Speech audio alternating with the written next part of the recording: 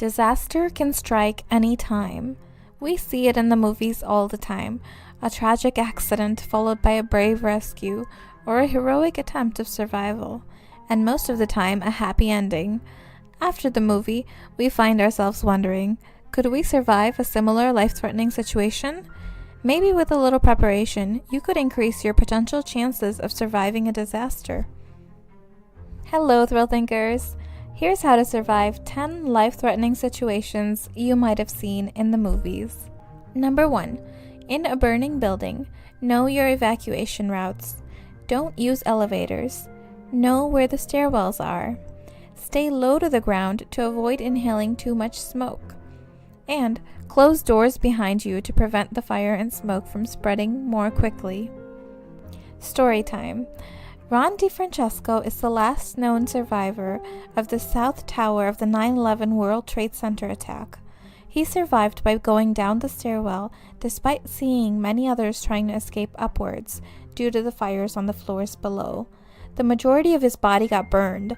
His contact lenses melted to his eyes. It took years to recover, but he survived.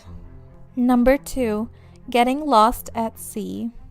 Collect as much rainwater for drinking as possible. Create a shelter with tarp or clothing. If you have a leak, first check if the drain plug is closed, then use duct tape if needed. Always look out for land. Birds, light, or shallow water are indications of nearby land. Story time. Jose Salvador Alvarenga is one of the most famous lost at sea survivors. He was accused of eating his shipmate to stay alive for 14 months in 2014. He claimed his fellow fishermen died of starvation and thirst. He only survived by drinking turtle's blood. Number 3. Earthquake. Do these things ahead of time. Have a communication plan ready to get in touch with friends and family if you live in an earthquake zone. Prepare a supplies kit with canned food, bottled water, emergency medications, a flashlight, and a fire extinguisher. During the earthquake, drop to the ground, cover your head and neck, and stay in this position until the shaking has passed. If you are driving, pull over away from buildings and trees. Story time.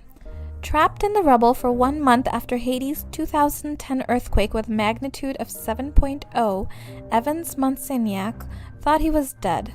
The appalling reality, he said, is that he survived by sipping on sewage that oozed under the rubble of the marketplace where he was buried. Number 4. Being buried alive. In 2008, the Mythbusters tested if a person buried in a coffin 6 feet underground can punch his way out of the coffin and dig his way to the top. The results found that when a person is placed in a coffin with 2 feet of dirt on him, he was able to dig himself out. But when there is 6 feet of dirt on him, after punching the coffin, the dirt enters the coffin so fast that there's no way to escape. Story time. Essie Dunbar, 30 years old, was thought to have passed away in 1915 South Carolina after an epileptic attack.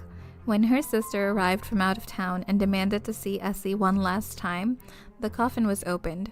Essie Dunbar sat up and smiled. Naturally, everyone freaked out and ran. Essie had to convince everyone that she was not a zombie. She lived on another 47 years after surviving being buried alive. Number 5. Tornado. Hide in a basement room without windows, like a closet, or hide under a sturdy piece of furniture. Cover your head with something like a blanket or a mattress. If you're outside, go inside a building. Don't stop under bridges as they might collapse. Story time. Nathan Powell got himself and his 4 children under a stairwell in their apartment building just in time. A 200-mile-per-hour tornado passed through their Missouri home. He held on to his kids as they were floating off the ground.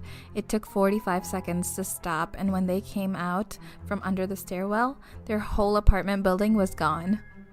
Number 6. Cold weather. In cold weather, layer your clothing to retain body heat. Your body can use 3,000 more calories per day to keep itself warm, so consuming more calories means your body can generate more heat. Avoid eating snow. You lose a lot of core heat by melting snow inside your body. Melt it outside your body instead. Also, snow is an insulator. Don't be afraid to use it for shelter. Story time. In 2013, teenager Nicholas Joy tried to find a shortcut through the woods while skiing and got lost on Sugarloaf Mountain in Maine. He survived 2 days and 2 nights by building a snow cave out of snow and tree branches. Number 7. Shark attack. If you're in the ocean and you get injured, it's best to get out of the water. Sharks can smell blood from over a mile away. It's also best to stay out of the water if you spot large groups of fish or other marine animals, since sharks typically eat them and could be close behind.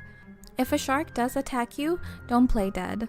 You need to be aggressive to get away. Attack the shark's sensitive areas like their eyes, gills, or snout. If possible, use an object like diving equipment or a snorkel to attack the shark. Story time. Mike Coots, 18 years old, was surfing with his friends in Kauai when he was attacked by a shark who got a hold of him by his lower leg. Mike survived by repeatedly punching the shark in the face until it let go. He swam to shore, where his friend built him a tourniquet out of a leash to stop his bleeding. Mike became an amputee, but survived and lived to research sharks and fight for their rights. He says, "They are an important part of biodiversity, and without them, our seas can't survive." Number 8. Falling through ice.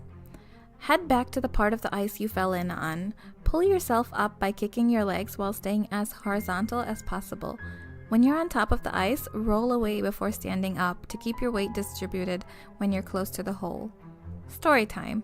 While ice fishing on Lake Mendota in Wisconsin, a man fell through ice and spent 25 minutes in freezing waters before being rescued by a fellow fisherman, who pulled him out with a rope. Surprisingly, the man changed his clothes and drove home, where his wife made the decision to take him to the hospital. His temperature had dropped to 91 degrees. Hypothermia sets in when the body temperature drops below 95 degrees. Number 9. Quicksand. If you're ever stuck in quicksand, lighten your load. Take off your backpack if you have one on. Take a few steps backwards to where the ground was solid before you started sinking. Keep your arms and head above the surface at all times. If you're waist deep in quicksand, try floating your way out. This distributes your weight. Don't swing your arms or float on your stomach. Both of these will get you stuck deeper in the sand. Story time. While hiking in Utah, 25-year-old Rob Tessar walked right into quicksand. He was stuck knee-deep, and even a helicopter rescue wasn't able to pull Tessar out with a harness wrapped around him. His lower body had become numb. A rescue team had to come with a raft and shovels to dig him out. After 45 minutes of digging, Tessar was able to pull out. He survived 12 hours in quicksand. Number 10. In a sinking car, unbuckle your seatbelt, of course. Open up your window before the car submerges. If it cannot be opened, you can also take your headrest off and use the metal inserts to break the window. If you have a heavy object, aim for the center of the window. If there are children driving with you, unbuckle and push them out the window first. Can't escape through the window? Wait for the car to be fully submerged, then open up the door and follow the bubbles. They'll indicate which way to swim. Story time. In Nova Scotia, Ashley Holland was taking her 4-year-old daughter, Macy, to a birthday party when her car slid on black ice and fell into icy water. Holland unbuckled herself and crawled out of a window. She tried opening her daughter's door from the outside of the car, then swam back in through the window and unbuckled her daughter from the car seat and pulled her out to safety, all while her movements were slowing down and she was disoriented from becoming hypothermic. How do you think you would react in one of these life-threatening situations? Do you have what it takes to survive? It's always good to be prepared for the unexpected. An easy way to start is by building a disaster supplies kit for your home and your car. You can find helpful links in the description box below. Worried about the safety of your loved ones? Share this video with them. If you found this topic interesting, please be sure to hit the like button and subscribe for more exciting content. Thank you for watching.